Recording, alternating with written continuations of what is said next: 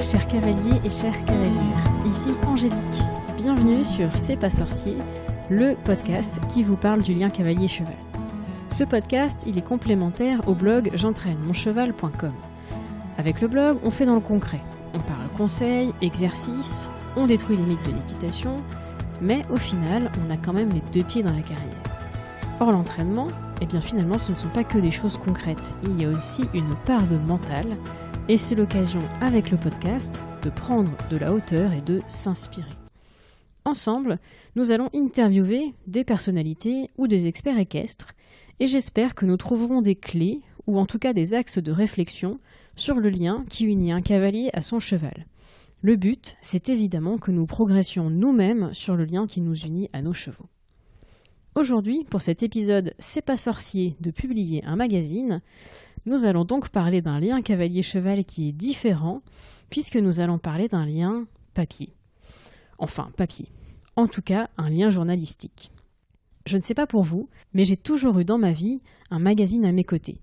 Que ce soit Cheval Star quand j'étais jeune, Cheval Magazine et ses innombrables posters que j'ai collectionnés quand j'étais ado, ou aujourd'hui avec Cheval Pratique, Cheval Magazine toujours, mais aussi d'autres comme Grand Prix L'éperon, la presse écrite a toujours fait partie de ma vie de cavalier. Je pense que vous connaissez d'ailleurs tous mon invité d'aujourd'hui. En tout cas, vous l'avez probablement lu sans même le savoir. Christophe est le rédacteur du magazine Cheval Pratique, et aujourd'hui, j'ai quand même un immense privilège, je fais quelque chose que peu de gens ont fait avant moi, j'ai interviewé un journaliste. Comment construit-on un magazine ? Quel est son rôle en tant que rédacteur ? De quel sujet parle-t-on à un cavalier ? Est-ce que c'est lui qui fait réellement les tests produits ? Et puis surtout, est-ce que la presse écrite est aussi morte qu'on veut bien nous le faire croire ? Tout autant de questions dont Christophe apporte les réponses avec un français comme j'en ai rarement entendu à l'oral. Cet épisode a été pour moi un régal de langue française. Je pense sincèrement que si plus de cavaliers se mettaient à lire des gens comme Christophe, il y aurait très certainement un vocabulaire bien plus riche et un effondrement du taux de fautes d'orthographe sur les réseaux sociaux. Mais passons. Petite précision, l'enregistrement s'est fait pendant le salon Équitalion. C'est la raison pour laquelle il peut y avoir des bruits de fond. De temps à autre, Christophe a voulu couvrir les bruits environnants et le son de son micro s'en est trouvé occasionnellement saturé.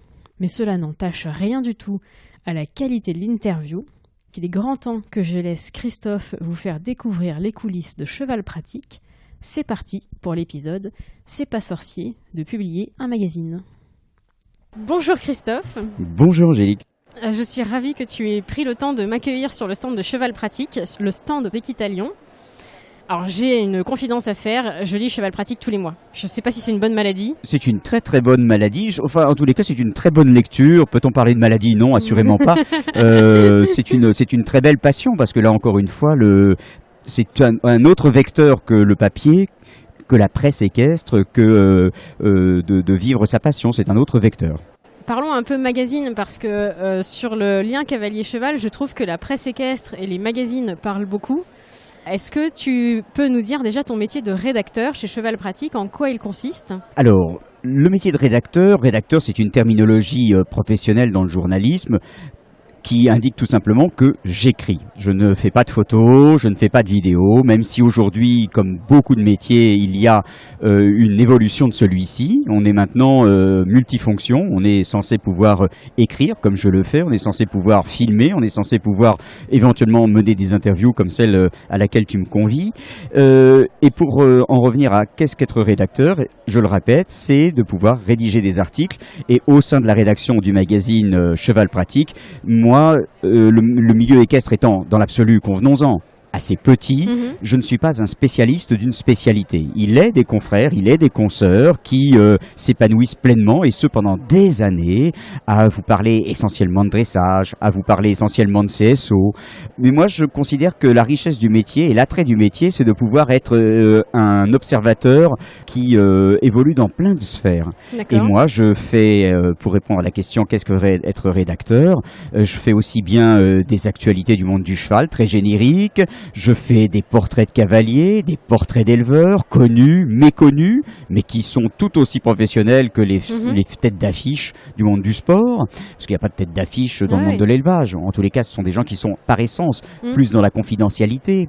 Je fais des essais de matériel, essais de vent, essais de sel. Alors certains pourront trouver ça pas forcément très rock'n'roll, mais en même temps, c'est tout à fait ce dont ont besoin ceux qui nous lisent, ceux qui pratiquent l'équitation, parce que tôt ou tard, qu'ils sillonnent la France ou même leur région plus modestement sans aller d'un concours à l'autre, mais simplement parce qu'ils veulent partir en vacances, ils veulent partir en rando, il se posera le problème du transport, de l'autonomie par rapport au transport. Donc voilà. Qui vous lit par exemple pour Cheval Pratique? Je pense que c'est plutôt des propriétaires. Qui est le persona type qui vous lit? Alors le cœur du lectorat du magazine Cheval Pratique, c'est ceux qui nous lisent, le lectorat, oui, pas de problème. Le cœur du lectorat, dis-je, c'est effectivement des cavaliers propriétaires qui ont environ 25-35 jusqu'à 55 ans. On va dire que la typologie peut être celle-ci, mais il est évident que s'ils constituent le cœur de nos lecteurs, on a aussi beaucoup de lectrices et de lecteurs, mais beaucoup plus de lectrices, on le sait, l'équitation c'est féminin. Voilà, qui sont des cavaliers de club, qui sont pas forcément des propriétaires, mais qui sont des demi-pensionnaires, voire des tiers-pensionnaires. Ça, qui ont un lien fort en tout cas avec un cheval absolument. En particulier. Et puis bien évidemment, un certain nombre de professionnels, et notamment ceux auxquels on ne songe pas forcément, parce que quand on pense professionnel, on pense cavalier, on pense éleveur, mais les professionnels, ce sont aussi les acteurs de la formation, qui ne cessent de répéter à leurs élèves, qu'ils soient dans la perspective de préparer un CAPA, qu'ils soient dans la perspective de préparer un bac pro, de lire la presse équestre. Parce qu'il y a une désaffection à l'égard de la lecture en général, de la presse en particulier, même au paradoxe, même lorsqu'il s'agit d'une presse qui parle de sa passion. Donc ils sont aussi très prosélytes, les enseignants, les acteurs de la formation, c'est de dire à leurs élèves, lisez la presse équestre, vous y apprendrez tout autant, en tous les cas, des choses qui viendront compléter ce que nous allons vous enseigner dans les cours pratiques, dans les salles de classe. Qu'est-ce qu'il y a du coup dans un magazine équestre et en particulier dans Cheval Pratique? Comment ça se construit, tu vois, un magazine? Alors un magazine, quand on est dans les coulisses, ça se construit sur la base d'un chemin de fer. Le chemin de fer, c'est tout simplement un plan de ce que va contenir le magazine que l'on s'apprête à réaliser. Il y a bien évidemment dedans les espaces publicitaires, et puis on séquence en accordant 1 page, 2 pages, 6 pages, à tel ou tel reportage en fonction de plusieurs critères. Il n'y a pas de règle en la matière. Le rédacteur en chef, qui est le chef d'orchestre de l'équipe, va décider, parce que les photos sont belles, et le texte assez court, de consacrer peut-être 3 ou 4 pages. Et puis, dans un cas inverse, le texte est formidable, mais il est malheureusement desservi par des photos qui ne sont pas géniales, et il faut le reconnaître, le texte est vendu par les photos qui l'agrémentent. Si on a des belles photos, dans un article, on va être plus enclin à s'attarder à le lire que si les photos ne nous émeuvent pas ou on ne les trouve pas esthétiques. Voilà. Alors pour répondre à la question, c'est un appel en gros, les photos voilà, sont un absolument, appel. absolument. Et d'ailleurs, la construction d'un article, on peut l'observer, il y a de multiples degrés de lecture. Il y a donc bien évidemment le titre, le surtitre, le chapeau. Le chapeau, c'est un paragraphe qui en 2 lignes, 3 lignes maximum, synthétise ce que ce reportage ou cet article va nous offrir à lire. Un avant-goût, une sorte de bande-annonce, on va dire. Après, il y a le texte courant, c'est-à-dire l'essentiel de ce qui constitue les colonnes du texte. Et puis, il y a ce qu'on appelle des encadrés, c'est-à-dire qu'à un moment, on met un focus sur un point précis. Sur une phrase clé. Et alors, il y a aussi des exergues. Les exergues, c'est effectivement, on sort du contexte une phrase que l'on met en caractère assez imposant, assez gras, pour attirer le regard. Et ce sont autant d'éléments de lecture. Alors, il y a des gens qui s'attaquent d'emblée à la lecture d'un texte courant, parce que le sujet les intéresse éminemment. D'autres, ne sont pas plus inspirés que ça, mais ils lisent, ils picorent, ils regardent les encadrés, les photos, puis ils trouvent que c'est plutôt pas mal. Et à ce moment-là, ils s'attellent à la lecture du texte principal.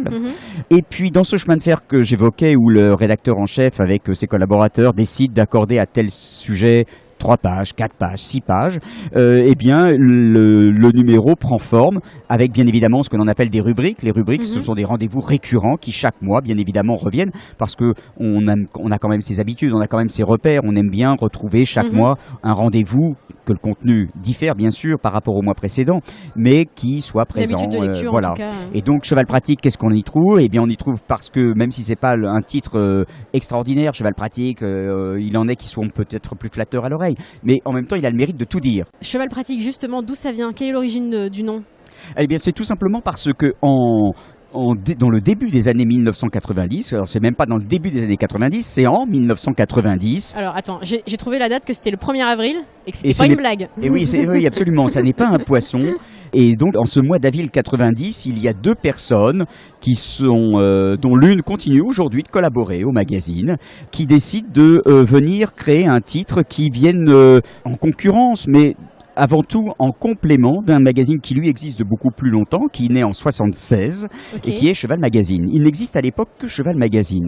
De 1976 à ce mois d'avril 90, on n'a à lire que Cheval Magazine, dans le domaine de l'équitant qui n'est pas féru de compétition et de haut niveau, parce qu'à ce moment-là, il y a l'ancêtre, le doyen des titres de la presse équestre française à l'époque, qui est l'Éperon. Donc lui, il a son segment.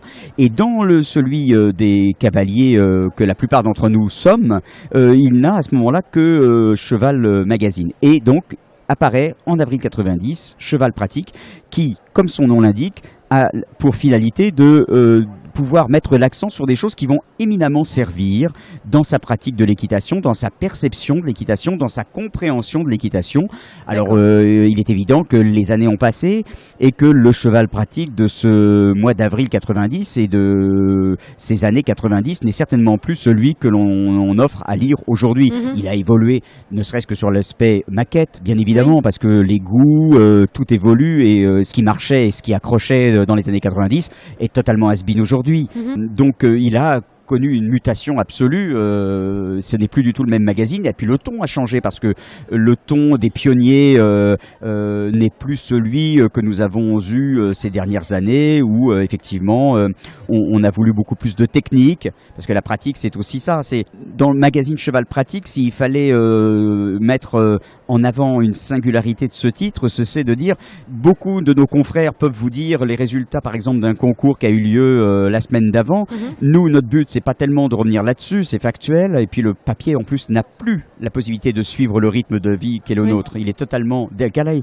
Donc nous, notre but dans les pages pratiques du magazine, c'est d'expliquer comment la faute qu'on a fait dans la double ou sur telle figure sur le carré de dressage dimanche dernier, comment ne plus la refaire. Avec des exercices chaque mois sur le plat, des exercices obstacles et avec un travail à pied aussi. Travail à pied, bien évidemment, parce que tout participe à l'amélioration et à la performance du cheval. Et on a dans nos collaborateurs des gens de premier plan qui viennent apporter leur expertise à l'équipe de rédaction et ainsi nous permettre d'être crédibles. Voilà, et je pense que la crédibilité, elle est non seulement pour celui auquel l'information est destinée au final, c'est-à-dire le lecteur, le cavalier, mais elle est aussi pour nous source de crédibilité parce que ça sous-entend que des gens de renom acceptent de s'associer à la démarche qui est la nôtre en consacrant de leur temps, en s'y impliquant personnellement avec leur nom qui est associé au magazine. Et je pense que ils ne daigneraient pas s'associer à un magazine s'ils avaient à son égard quelques réserves. Comment tu fais dans un magazine la part entre les choses qui sont très récurrentes, je crois que vous appelez ça le contenu froid, et les choses plutôt d'actualité, ce que vous appelez le contenu chaud. Par exemple, là, en ce moment, on est en automne, donc on va forcément parler de couverture. Comment vous reparlez des couvertures chaque année, mais sans pour autant redire la même chose et que le lecteur ait du plaisir à relire des choses que pour autant il a déjà vécues? Alors, il y a des choses sur lesquelles, fondamentalement, il n'y a pas de grand-chose de neuf sous le soleil. C'est ce qu'on appelle aussi dans la presse, et pas uniquement équestre, ce qu'on appelle les marronniers.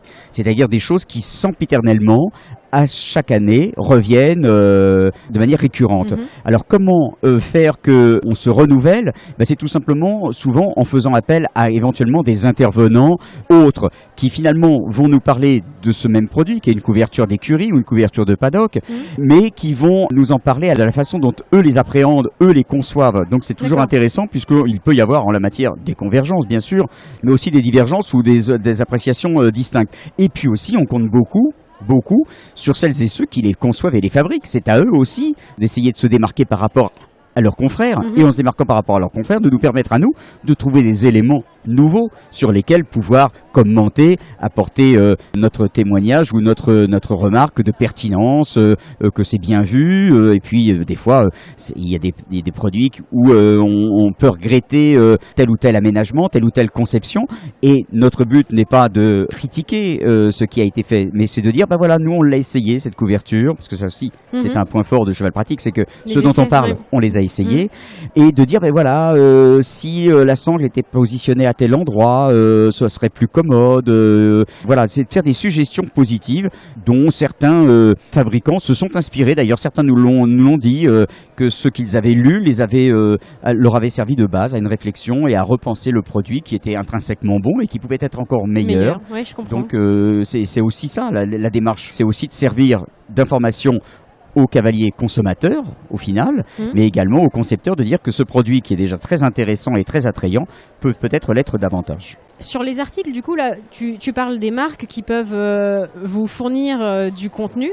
Est-ce que pour passer dans Cheval Pratique, c'est les marques qui viennent toquer à la porte, ou est-ce que c'est aussi l'inverse, c'est vous qui allez les voir en disant on a une idée et on aimerait parler de ça? Alors c'est absolument les deux. Okay. Ça, il y a pas à tergiverser. Les deux, ça fonctionne dans les deux sens. Il est évident qu'au fil du temps, eu égard au fait que pour ce qui me concerne, ça fait quand même maintenant près de 20 ans que je suis associé à ce titre, j'ai noué des relations plus personnelles avec beaucoup de fabricants, beaucoup de distributeurs, et ils savent très bien que notre sollicitation les incite à venir au-devant de nous en nous disant tiens, j'ai quelque chose qui va pouvoir t'intéresser, il va sortir à tel moment, ce serait bien que tu en parles, parce que on a beau aujourd'hui dire le print, c'est quand même pas un vecteur rock'n'roll très sexy, il n'en demeure pas moins que à certains moments, on sait se souvenir que le print existe et qu'il est de bon ton de venir l'utiliser et dans lequel on parle de soi. Et puis, il y a aussi notre rôle à nous, d'enquêteurs, de prospecteurs, qui est d'aller au-devant de nouveaux visages, de nouveaux acteurs, qui fabriquent peut-être des produits qui existent déjà depuis longtemps, mais pour qu'ils existent eux économiquement, il leur faut proposer quand même quelque chose qui se distingue de la concurrence. Et donc c'est à nous d'essayer de les déceler, parce qu'il y en a quand même beaucoup, ça prouve aussi le dynamisme de l'économie équestre, quoi qu'on dise, et de leur dire écoutez, votre produit nous intéresse et nous aimerions en parler parce que eh bien vos futurs clients sont nos lecteurs, donc il y a une convergence là, et ainsi les choses se font, et beaucoup de gens nous proposent quand je dis beaucoup, c'est quasiment tous les acteurs, les enseignes connues ou reconnues du secteur nous proposent d'essayer leur matériel. D'accord. Alors, tu parlais du volume et que de temps en temps, les gens se rappellent que le format papier est toujours existant. La part du numérique par rapport au papier en ce moment pour Cheval Pratique, ça donne quoi ? Alors là, on atteint un sujet sensible, c'est que pour l'instant, sur l'aspect numérisation, le groupe au sein duquel nous nous trouvons n'a pas encore véritablement défini la politique qu'il envisage par rapport à ce média, par rapport à ce vecteur plus exactement. Okay. Donc pour l'heure, on est un petit peu dans l'expectative, on est un petit peu à la traîne. Il est évident que ça serait pour nous et pour celles et ceux dont on parle un levier supplémentaire. Je pense que dans le courant de l'année 2020, les choses vont évoluer, vont bouger parce que c'est maintenant pour un média absolument nécessaire de pouvoir être à 360 degrés ou au moins à 190 degrés. Le print, le digital, puis également des contributions sur les réseaux sociaux, ça nul n'y échappe. Je reviens sur les tests produits. Du coup, tu testes tous les produits. C'est toi-même en personne qui les testes avec tes collaborateurs, tes experts. Absolument, oui. Ça aussi, c'est un point important. On s'entoure, prenons un exemple très concret, les essais de sel.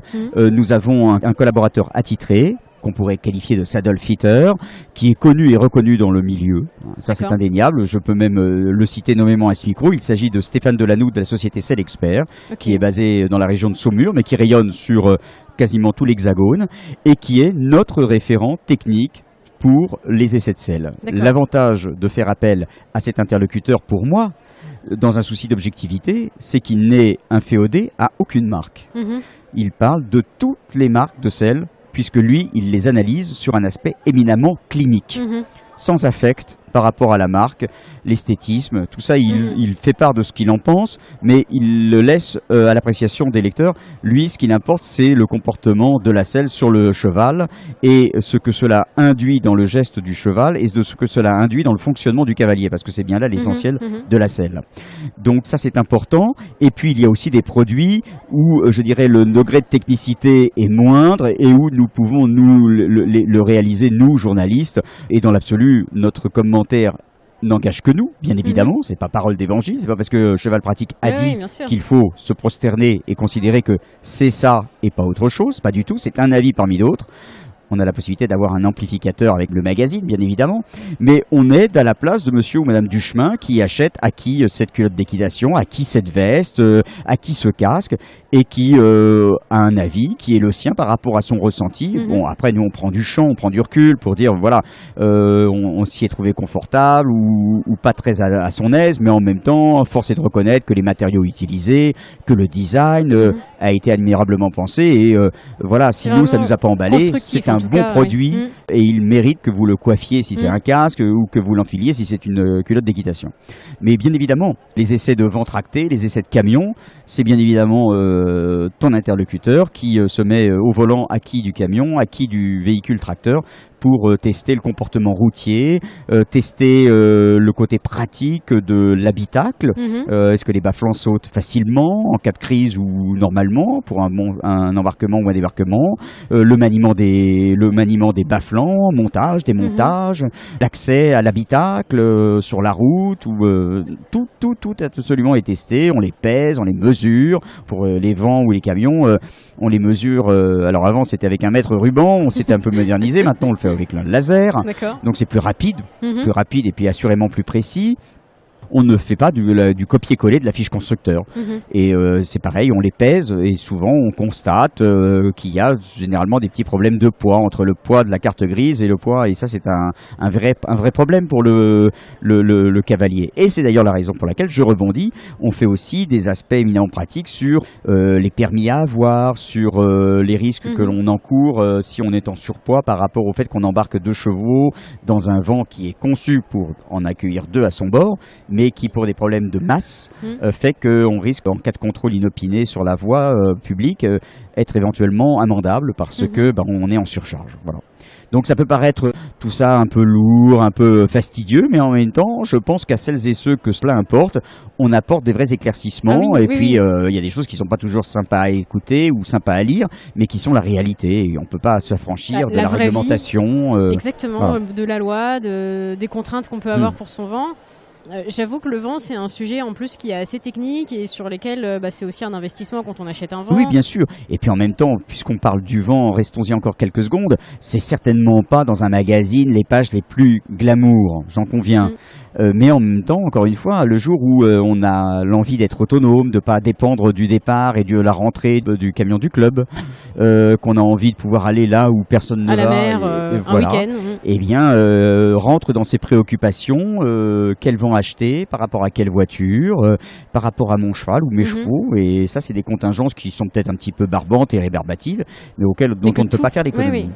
Complètement, que tout cavalier se pose un jour quand il a envie de transporter son cheval en tout cas. Absolument. La vie pratique. Voilà, et c'est ça Cheval Pratique, c'est qu'il y a des rendez-vous du sommaire qui peuvent faire particulièrement écho à sa préoccupation du moment. Je veux m'acheter ma première selle, ou je vais acheter une selle, ou un moyen de transport, ou refaire un abri, et puis aussi ça peut être la nutrition, des conseils en nutrition, des conseils en produits de soins, donc voilà. Est-ce que c'est dur de remplir le magazine tous les mois? Est-ce que tu manques d'idées à un moment, ou finalement il y a toujours des idées, des opportunités, des occasions qui font que c'est facile? Alors c'est facile. C'est facile, il n'en demeure pas moins que cependant, certains mois on se dit, la question se pose. En effet. Et puis très très vite, on s'aperçoit qu'on a ce qu'on appelle dans le langage journalistique du marbre. Le marbre, ce sont des articles que l'on a fait il y a quelques semaines, quelques mois, et qu'on a mis de côté, non pas parce qu'ils n'étaient pas intéressants, mais parce que justement, on manquait de place dans les précédents. Donc il y a des numéros, il y a des articles, des sujets qui sont reportés d'un mois sur l'autre. Donc on arrive facilement à remplir ce fameux chemin de fer dont je parlais au tout début de notre entretien. Et on a finalement le monde du cheval est d'une telle richesse que sans chercher bien loin, besoin, on trouve toujours matière acquis à travers un portrait, des problèmes techniques comme ceux sur lesquels je viens d'épiloguer peut-être un petit peu trop longuement. Non, c'est hyper intéressant, je te rassure. Voilà. Je suis captivé, moi, en tout cas. Et eh bien, c'est de pouvoir apporter des choses éminemment pratiques. Voilà. Et donc, on a toujours matière. Et puis, c'est une contribution collective, c'est-à-dire que il y a aussi des acteurs au-devant desquels nous allons, qui sont eux-mêmes, comme nous le parlions des produits tout à l'heure, hein, et bien qui nous disent, mais moi j'ai un élevage de chevaux pas loin de chez moi, ou moi j'élève des chevaux de couleur, ou moi et on se dit, mais oui, après tout, voilà un acteur du monde équestre qui mérite que l'on témoigne de son existence. Et donc finalement un numéro, au départ on peut avoir une appréhension en se disant, oh là là, il y a 95, 100 pages à remplir le mois prochain, que va-t-on y mettre? On ne peut pas ne pas dire, ne pas s'être posé cette question. Et puis finalement, la réponse vient d'elle-même. On a largement de quoi, on a même de trop. D'accord. Et comment ça se passe en termes de timing? Sur le numéro de novembre, du coup, il est déjà disponible? Le numéro de novembre est disponible puisque nous sortons environ entre le 15 et le 20 du mois qui précède. Et du coup, en termes d'impression et en termes de maquette, si on fait le rétro-planning, est-ce que tu peux nous en parler? Eh bien, lorsque le numéro qui est actuellement en vente dans les kiosques en ce 1er novembre, alors que nous sommes à Équitalion, il est sorti il y a une huitaine de jours. Okay. Et ce numéro, eh bien, il se prépare tout début septembre. D'accord. Et il est bouclé vers le 8-9 par à l'impression. Okay. Et arrive en kiosque le 15-20, le temps d'être acheminé sur tous les points de vente. Voilà. Mais les gens, généralement, nous, on raisonne comme ça techniquement, vu des coulisses. Mais en réalité, pour eux, les gens, ils savent pas que c'est le numéro de novembre, que le numéro de novembre sort en octobre, que le numéro de décembre. En décembre, c'est en réalité le numéro de janvier qu'ils lisent. D'accord. Puisque je rappelle que nous sortons 15 jours avant le mois concerné. Les gens, ça les dépasse. Je pense que eux, ce qu'ils se souviennent, c'est de la couverture, éventuellement du numéro. Mais c'est surtout de la couverture, donc voilà. Après, ça ce sont des cuisines. Technique, là. Voilà, c'est des cuisines. Voilà, c'est vraiment des cuisines internes et qui n'ont pas intrinsèquement grand intérêt. Mais voilà, le rétroplanning, c'est ça.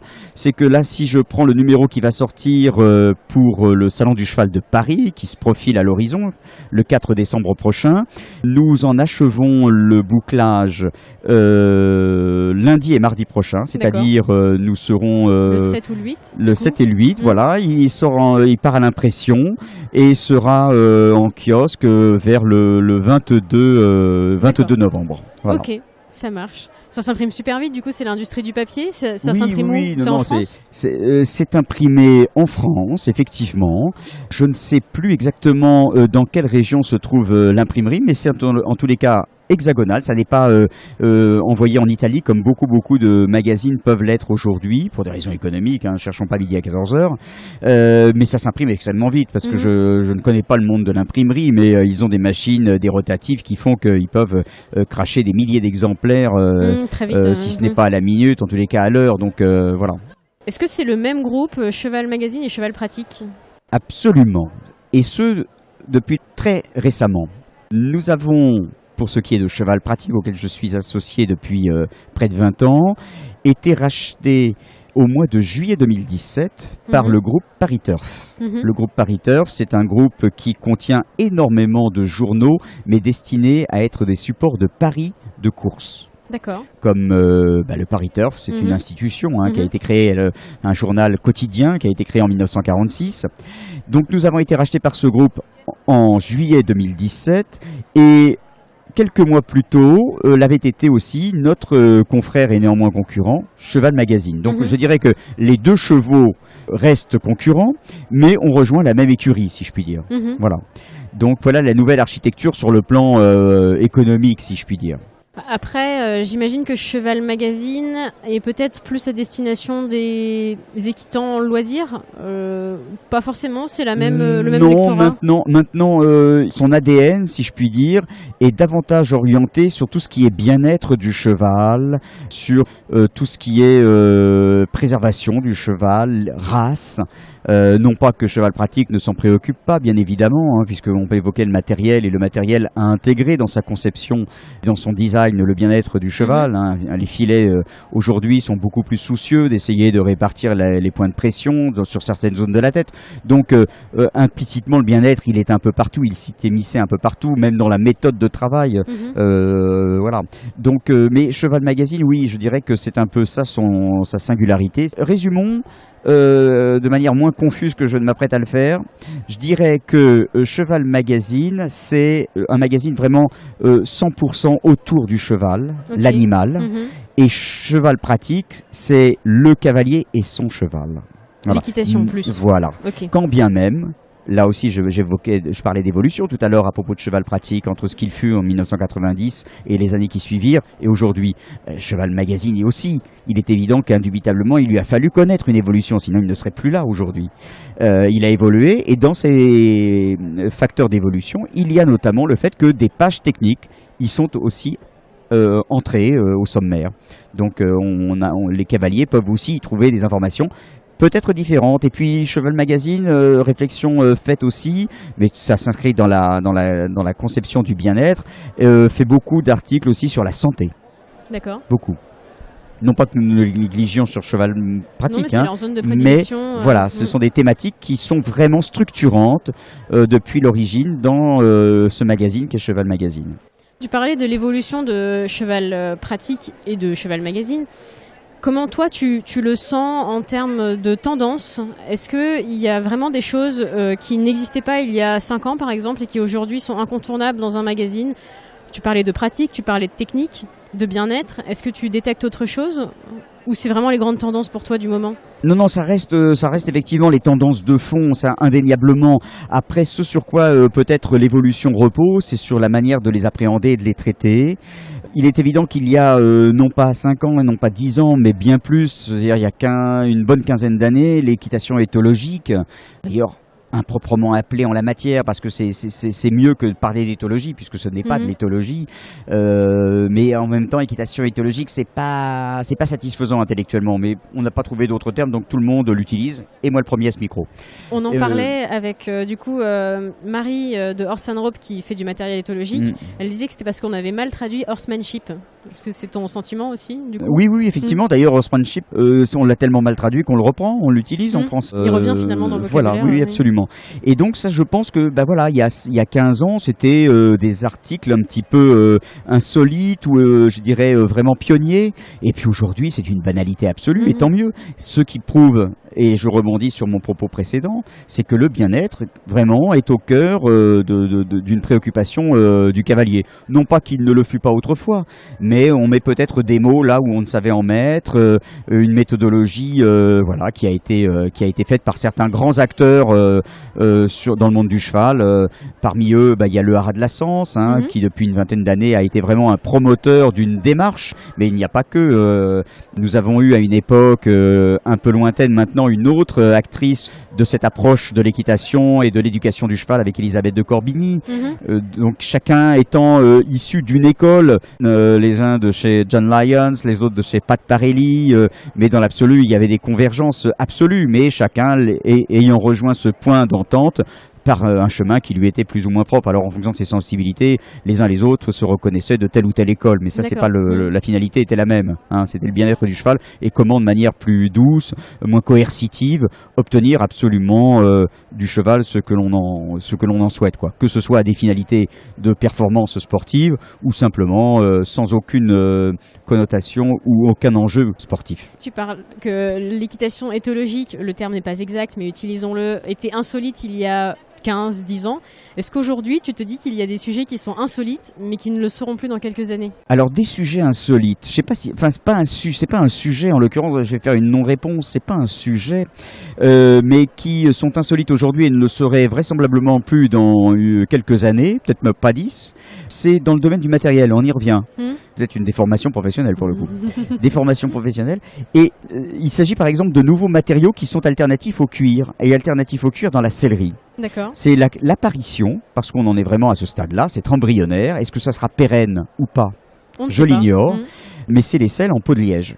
D'accord. Parce que mécaniquement, Il semble, parce que là encore, même s'il y a eu des essais de fait pour accélérer l'abrasion, etc., il semble que mécaniquement et physiquement, ce matériau n'ait rien à envier au cuir. Et demain, le cuir, ce sera un matériau extrêmement coûteux à acheter, peut-être de plus en plus difficile à acquérir. Donc se posera pour le monde de cette filière de la sellerie et de la briderie ce problème de matière première. Peut-être là, est-ce le début de l'embryon d'une réponse alternative qui est que demain, on pourra monter sur des selles en peau de liège. Aujourd'hui, on trouve ça totalement incongru. Non, une selle, c'est en cuir. Considérant que les selles en matière synthétique existent toujours, et je crois que celle qui est le plus vendue au monde, qui est de la marque Wintec, pour ne pas la citer, n'est pas du tout en cuir. Ah non, oui, effectivement. Mais demain, ce qui aujourd'hui est totalement anecdotique, deviendra, on aura la possibilité de choisir entre tel modèle dans telle marque, connue ou reconnue, soit en cuir, ou sinon sa version en peau de liège. Et je pense que c'est des choses qui me paraissent nouvelles. Alors là, je parle à travers le prisme d'un produit. La question se voulait beaucoup plus large. Tu n'as peut-être pas de réponse à l'instant T ? À l'instant T, non, j'avoue ne pas avoir de réponse. Rappelle-moi là, ce moment, la question. Peut-être c'est de savoir si tu avais détecté des sujets que tu penses insolites aujourd'hui, ou en tout cas un peu décalés, mais qui pourraient à l'avenir se révéler complètement normales. Non, écoute, pour l'heure, ça ne me fait pas venir à l'esprit d'autres réponses et d'autres références que cette selle en liège, ce matériau qui essaye de faire sa place. Je pense qu'il est encore une fois techniquement, mécaniquement tout à fait en mesure de rivaliser avec le cuir, alors que encore une fois dans l'inconscient collectif, on fait quelques mètres de l'endroit où nous nous trouvons dans les allées d'Iquitalion 2019, et je suis sûr que sur les 10 personnes devant desquelles nous allons aller, ils vont trouver totalement incongru l'histoire qu'une selle ne puisse pas être en liège, ne puisse pas être en cuir. Et peut-être effectivement, lapsus révélateur, dans 10 ans, ce sont ceux-là même qui trouveront totalement incongru qu'une selle puisse être en cuir. Oui, peut-être, on verra bien. Peut-être. Est-ce que tu sens une préoccupation environnementale ? Parce que c'est un peu le sujet du moment avec le réchauffement climatique et tout ce que l'humanité peut vivre. Est-ce que tu penses que dans l'équitation, c'est un sujet qui va aussi être de plus en plus présent ? Je pense indubitablement, parce que avant d'être cavalier, on est homme et femme du monde, et on ne peut pas laisser à la porte de l'écurie, lorsque l'on y pénètre pour venir s'occuper de son cheval, ce que l'on a à cœur côté ville. Donc oui, ça continue à nous poursuivre, ces préoccupations environnementales, d'éco-responsabilité lorsque l'on est cavalier. Donc oui, et justement ce que nous venons d'évoquer à propos des matériaux alternatifs au cuir en est, parce que la tannerie, même si elle est considérablement moins nocive environnementalement parlant qu'elle ne le fut il y a 15 ans, 20 ans, tanne plus au chrome, bien sûr, en tous les cas pour ce qui est de la sellerie, ou de moins en moins. Il n'en demeure pas moins que le tannage végétal occasionne d'autres contraintes environnementales, réglementaires. Donc effectivement, ça participe aussi à vouloir prendre en compte l'environnement. Et puis j'observe que dans les produits de soins, qu'ils soient destinés au cheval prioritairement, mais des fois aussi au cavalier, il y a de plus en plus de produits transversaux qu'on peut mettre pour son cheval. Oui, j'ai découvert la marque Jump Your Hair, par exemple. Absolument, transversalité absolue, c'est-à-dire que je peux me mettre dans les cheveux un spray qui aura les mêmes vertus que sur la queue et la crinière de mon cheval, tout simplement. Pourquoi ? Parce que la kératine, c'est le matériau dont leur crin et nos cheveux sont faits. Donc effectivement, bien voilà des segments entiers, parce que la santé c'est énorme quand on vient sur un salon comme celui-là, de voir le nombre de stands que cela implique, sont soucieux d'avoir dans leur composition de moins en moins de dérivés de la pétrochimie, et de trouver des alternatives à ces ingrédients, à ces composants. Donc la transposition à la selle que nous venons de quitter à l'instant et qu'on retrouve aussi vite, c'est que l'alternative au cuir et à son mode de process, c'est d'utiliser un produit lui-même déjà recyclé, qui est le bouchon, pour en faire un produit alternatif.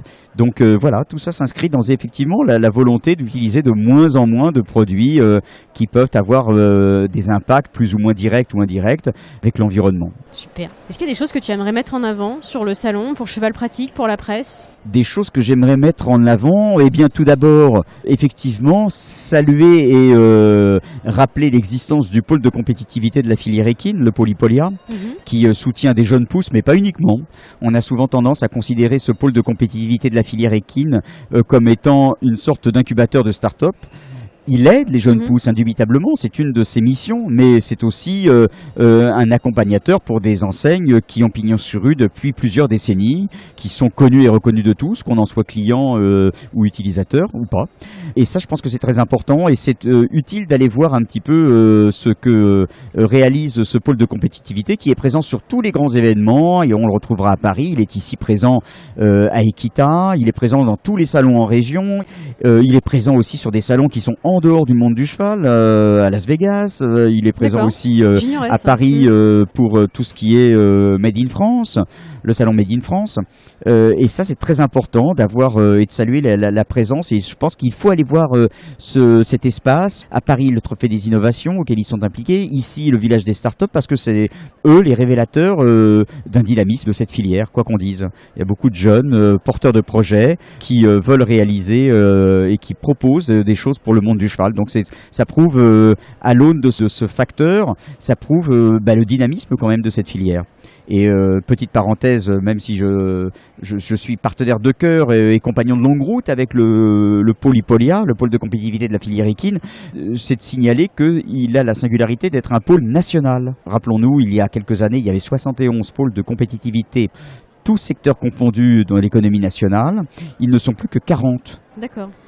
Et sur ces 40, notre pôle, si je puis dire, notre pôle de compétitivité de la filière équine est présent, et c'est plutôt un bon élève, parce qu'il arrive à financer ses actions à la fois par des fonds publics, mais surtout, et de plus en plus par des fonds privés, puisque l'État, au fur et à mesure, se désengage de ces financements de pôles de compétitivité, quels qu'ils soient. Alors, comme tu évoques le mot financement, du coup je reviens sur le magazine. Comment se finance le magazine? Par la pub ou par l'abonnement? Les deux? Qu'est-ce qui est plus intéressant? C'est un cocktail des deux, bien évidemment, je dirais même des trois. Le premier, c'est effectivement ceux auxquels il est destiné, c'est-à-dire les lecteurs. Maintenant, ne nous le cachons pas, on le sait, la presse écrite, que ce soit les quotidiens, que ce soit la presse d'opinion économique, et donc de loisirs n'y échappe pas, connaît une érosion du lectorat. On lit moins. Bon. Ou en tout cas, à défaut de lire moins, on est moins enclin à lire sur le vecteur papier. Oui. Donc le lecteur joue une bonne part, bien évidemment, dans les sources de revenus d'un magazine, mais plus autant qu'il ne l'a joué. D'accord. Après, j'ai parlé de 3 sources de revenus, donc il y a le lecteur qui achète en kiosque chaque mois. Et il y a aussi, bien évidemment, et qui constitue un contingent non négligeable qui tente à croître d'ailleurs. D'accord. D'abonnés. Ok. Ça, c'est une bonne nouvelle. Voilà, c'est-à-dire que les gens, ils font plus la démarche d'aller chez leur marchand de journaux le plus proche ou au relais H le plus proche. Je fais de la pub. Et préfèrent le recevoir chez eux. Bon, voilà, donc un confort. Et ce sont des lecteurs, cependant. Et puis le troisième vecteur qui lui aussi connaît quand même un tassement, parce que le contexte économique, on le connaît, c'est pas la peine de se raconter la messe. Il est quand même pas, c'est pas l'euphorie. Il y eut pire, mais il y eut mieux aussi dans le passé. Constitue cependant la publicité, la vente d'espace, constitue aussi une manne non négligeable de revenus pour le magazine. Et puis dans ce troisième source de revenus qu'est la publicité, on peut dissocier, si on le veut, les achats d'espace tels qu'une pleine page, une demi-page ou un quart de page, donc de la pub, et puis aussi un volet qui n'est pas négligeable et qui est une force extraordinaire chez Cheval Pratique, et même une singularité, c'est qu'il y a aussi beaucoup de petites annonces. Dans un monde où aujourd'hui, il y a tant et tant d'acteurs du numérique qui proposent de mettre une annonce le dimanche soir, et le lundi, ce que l'on vendait est vendu. Alors on se dit, il y a une véritable inertie, le temps que j'envoie ma petite annonce, qu'elle soit publiée, que des gens la remarquent, m'appellent, il s'écoule du temps, certes, indéniablement. C'est long, on est totalement en décalage avec notre rythme de vie et de consommation, mais il n'en demeure pas moins que chaque mois dans Cheval Pratique, il y a encore une dizaine de pages de petites annonces. En 2019, c'est pratiquement une performance que d'avoir une dizaine de pages ou une douzaine de pages selon les numéros de petites annonces. C'est quasiment un concept qui est un peu obsolète aujourd'hui. Eh ben non. Donc ça prouve aussi l'attachement que les gens ont à ce vecteur pour à qui vendre un cheval, à qui vendre un camion, à qui vendre un vent, à qui vendre des barres d'obstacles, que sais-je. Enfin tout est à vendre, tout est à acheter. Donc voilà, c'est aussi une singularité de Cheval Pratique. C'est aussi qu'on a encore, alors que dans beaucoup de titres elles ont disparu ou se réduisent à quelques pages, à une portion congrue, c'est que nous on a encore une douzaine de pages minimum chaque mois de petites annonces. C'est assez étonnant. Ouais, c'est bien, bravo. Qu'est-ce que tu te souhaiterais comme évolution pour le magazine? Dans tes rêves les plus fous, qu'est-ce que tu aimerais que ça devienne? Alors, ce ne sont pas des rêves fous, je crois que ce sont des rêves raisonnés, et j'espère que ce sera non seulement raisonné et de moins en moins un rêve. On en parlait à un moment de cet entretien, qui était que pour accroître l'attractivité du magazine, eh bien, il soit aidé par le fait d'être également proposé avec une version digitale. D'accord. Voilà. Et je pense que ce ne serait qu'un élément de dynamique supplémentaire. Et j'aspire à ce que ce qui n'est pas un rêve, puisqu'on en parle et que c'est à l'étude, se fasse jour et devienne véritablement concret et que ce puisse être une offre nouvelle proposée à nos lecteurs qui, selon les circonstances, dans le train, un avion, puissent, à défaut d'avoir oublié leur magazine sur la table du salon en partant précipitamment, puissent se dire bon, c'est pas grave, je vais le retrouver en numérique, c'est pas le papier, c'est pas le tactile, mais bon, c'est pas grave, j'y ai une lecture à poursuivre ou à entamer et l'avoir ainsi. Donc voilà, c'est pas un rêve parce que je pense que c'est une nécessité économique pour un média maintenant que de le proposer sous cette forme-là, et bien que celle-ci advienne assez rapidement. Voilà, ce serait souhaitable. Vous êtes combien chez Cheval Pratique pour faire un numéro? Tu disais une centaine de pages par mois? Oui, je crois que nous sommes environ à une centaine de pages de rédactionnel par mois, une quinzaine à une vingtaine de pages de publicité. Donc on tourne des numéros moyens de 124 pages, ça peut être à 132 pages. Et pour répondre à la question, eh bien, en permanent, nous sommes 3. D'accord. Il y a la directrice de rédaction qui chapeaute également Cheval Magazine, ça c'est un effet sans doute du rachat par le même groupe des deux magazines, qui voulait simplement satisfaire son offre et accroître son offre et la rendre plus attractive en ayant 2 titres références de la presse équestre, petite parenthèse que je referme. Il y a la maquettiste, la secrétaire de rédaction, celle qui, je dirais, veille à corriger les fautes de syntaxe, des petites erreurs qui peuvent être commises par l'auteur de papier, et moi-même. D'accord. Autour de ça, bien évidemment, viennent s'ajouter des collaborateurs ponctuels pour la maquette, important.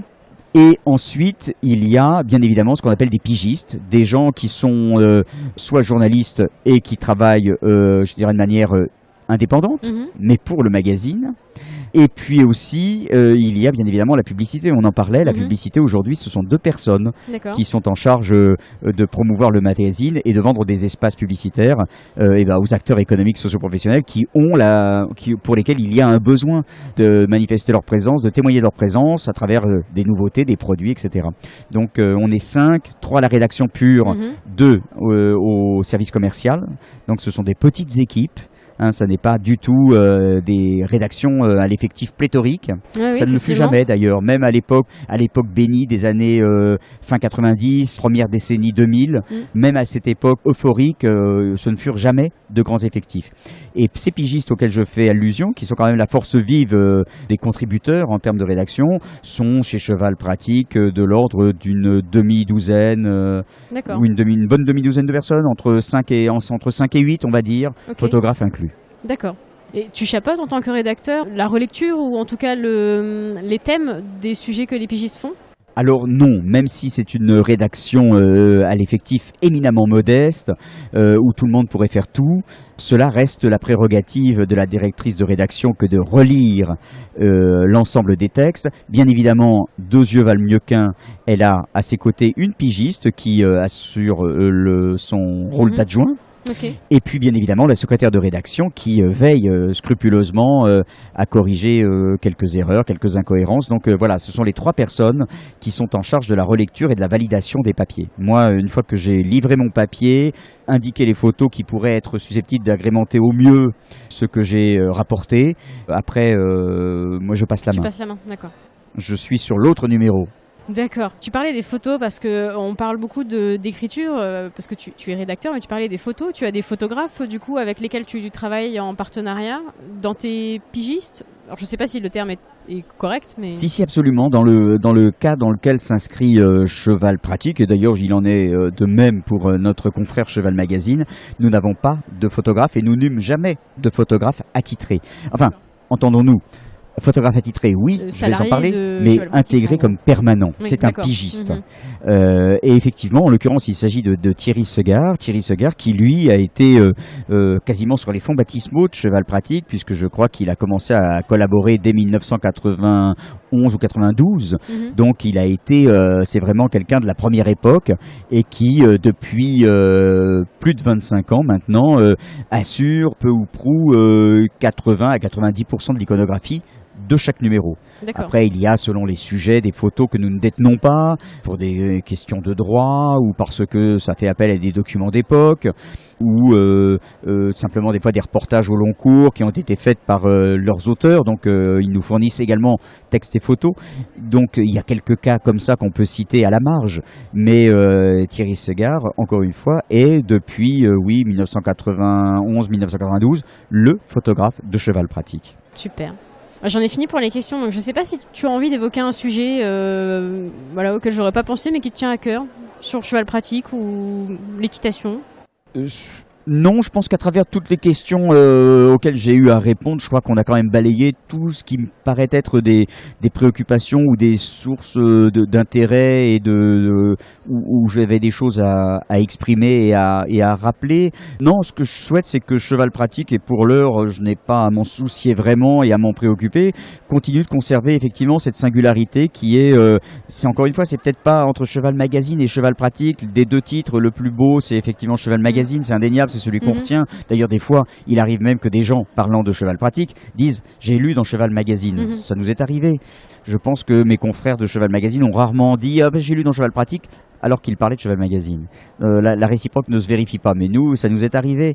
Donc c'est pas effectivement le plus beau des titres, mais c'est qu'il reste dans son ADN Cheval Pratique, qu'il conserve ce souci d'être sur le terrain et au plus près de la préoccupation des cavaliers. Alors c'est de temps en temps une préoccupation éminemment équestre, d'éducation du cheval, de travail du cheval, et tout ce qui est autour de l'écurie, on l'a évoqué maintes fois, son transport, son équipement, et puis des fois des choses un petit peu plus je dirais mercantile, qui est le consumérisme bien sûr, à travers la présentation de produits, parce que la finalité de parler d'une couverture, c'est d'en parler intelligemment, journalistiquement, mais là au fin des fins, c'est fait pour quoi? C'est fait pour qu'on l'achète cette couverture, ou ce bridon, ou ce produit de soin. Donc qu'on continue à creuser notre sillon, et encore une fois, en devenant plus attractif que nous ne le sommes, rester malgré tout, envers et contre tout, en proposant demain une version digitale attrayante et qui est incitative. On a fini avec Cheval Pratique. J'aimerais plutôt parler de toi maintenant, te découvrir un petit peu plus. J'imagine que tu es cavalier. Oui, absolument, je suis cavalier. J'ai commencé à monter à cheval assez tard, enfin tout est relatif, mais j'avais 13 ans quand même. Ça faisait longtemps que monter à cheval me tentait, mais l'occasion ne s'était pas présentée. Puis elle s'est présentée alors que j'avais à peu près cet âge-là. Je montais dans un club équestre qui se situe dans la vallée de la Bièvre, puisque je suis parisien, et qui était donc dans le sud de l'Essonne. Voilà, c'est là où j'ai fait mes premiers pas équestres. Alors, ce qui m'a amené à l'équitation, c'est déjà que c'est une tradition familiale chez nous. Mon arrière-grand-père montait à cheval, il appartenait à un club qui existe encore mais qui ne doit concerner que quelques vieux messieurs en veste de tweed et pantalon de velours, qui est le club des habits rouges. Une association de cavaliers très très sélecte à l'époque, et mon grand-père y appartenait dans les années 30. J'ai des photos de lui, mon arrière-grand-père, des photos de lui devant ses écuries près de Dieppe, puisque je suis normand d'attache, sur des chevaux dont d'ailleurs la conformation ne serait plus du tout celle des chevaux d'aujourd'hui. C'est assez amusant. Il chaussait à fond les étriers à l'époque. Il y avait le talon de la botte qui retenait le plancher de l'étrier. D'accord. C'était vraiment chaussé à fond, mais on chaussait comme ça à l'époque. Oui, c'était l'usage. Voilà, avec une casquette en complet. C'était. Il avait monté en course. Il a fait beaucoup aussi de menage. L'attelage était une discipline qui semble beaucoup avoir pratiqué, puisque j'ai conservé de lui que je n'ai pas connu, puisqu'il est mort à la fin des années 50, et moi je suis né une bonne dizaine d'années plus tard. Et j'ai conservé donc indirectement de lui des médailles de la Société hippique française, de la SHF, où il avait obtenu des médailles d'or au niveau régional, en attelage et en dressage. Voilà. Et puis, Ça a sauté une génération parce que ni ma mère n'a jamais monté à cheval, jamais. Et puis moi, ça m'est venu. Et ça m'est venu d'une manière... alors je vais parler d'un truc qui va sans doute en irriter et écorcher les oreilles de plus d'un, mais pas grave, ça fait partie de la vie. Et je revendique, c'est que moi, je pratique la vénerie. La chasse à courre, du coup. Absolument. Ok. Et donc, eh bien voilà, c'est un petit peu ce qui a été mon moteur pour me mettre à cheval un jour. C'est que j'ai dit, je vais pas quand même suivre à pied ou à vélo, même si c'est très plaisant d'ailleurs. Mais je veux monter à cheval, je veux vivre pleinement la chose. Et voilà ce qui a été mon moteur, ma motivation pour me mettre à monter, parce que j'ai jamais eu l'âme d'un compétiteur. J'ai fait un petit peu de CSO pour les besoins de la rubrique, une rubrique que j'ai tenue dans Cheval Pratique à une époque qui s'intitulait En reprise, et où on me suivait chaque mois dans l'adversité, dans la galère, avec des moments de félicité aussi.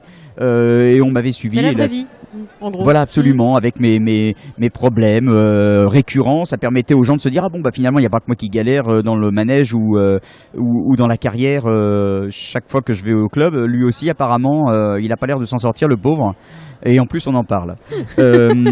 Et puis, la finalité, bien évidemment, à l'époque, c'était comme aujourd'hui, c'était la quête du Graal, c'était d'aller à l'Open de France. Et j'ai disputé l'Open de France, ça devait être en 2007, je crois. Ok. Donc voilà, et c'était l'objet de toute une saga. On me suivait D'accord. une année de préparation.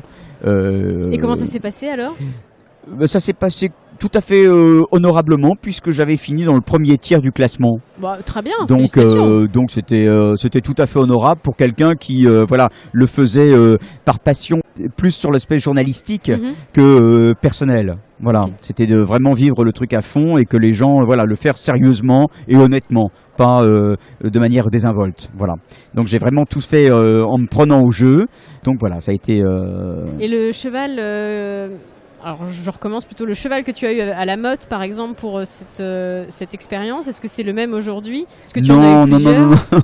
Non, parce que cette pauvre jument Iphélia, tel était son nom, avait un âge tout à fait moyen, elle devait avoir une quinzaine d'années, et puis bon, bah, c'était ce dont je parle, c'était il y a 10 ans, et non, aujourd'hui, elle n'est plus de ce monde. D'accord. Donc voilà. Et revenons à nos chevaux. Donc c'était effectivement pour pratiquer à fond ma passion pour la vénerie. Voilà. Et j'ai l'occasion chaque samedi ou presque de repartir en Normandie et de pouvoir monter des chevaux qui servent aussi bien au polo qu'à la chasse. Voilà, ce sont des petits pur sang. Je suis assez peu adepte du trotteur, bien que ce soit le cheval que l'on rencontre le plus dans cette pratique équestre de pleine nature. Parce qu'il est véloce, parce qu'il est extrêmement généreux dans l'effort, mais c'est tellement plus sympa d'avoir un petit cheval avec un galop rassemblé, léger, qu'on peut diriger d'une main, ce que le cheval de polo bien évidemment offre, que voilà, je suis friand de ce type de monture lorsque je suis en forêt derrière les chiens. Ouais, d'accord. Et je finis toujours l'interview par cette question. Si jamais je devais te dire là le mot qui t'évoque le mieux le lien entre un cavalier et son cheval, ce serait lequel pour toi ? Eh bien, je pense que ce serait la douceur. Même j'en suis sûr. On obtient tout par la douceur. Il y a même une très belle expression d'équitation, le souffle de la botte. C'est quand même beaucoup plus classe, c'est quand même beaucoup plus subtil, c'est que de rentrer dedans. Donc voilà, le souffle de la botte. Et finalement, ce à quoi aucun cavalier ne parvient, enfin aucun, énormément n'y parviennent jamais, c'est le tact. Le fameux. Voilà. Donc voilà, tu vois tout ça. Alors tu me demandais un mot, j'ai transgressé le règlement intérieur en citant deux.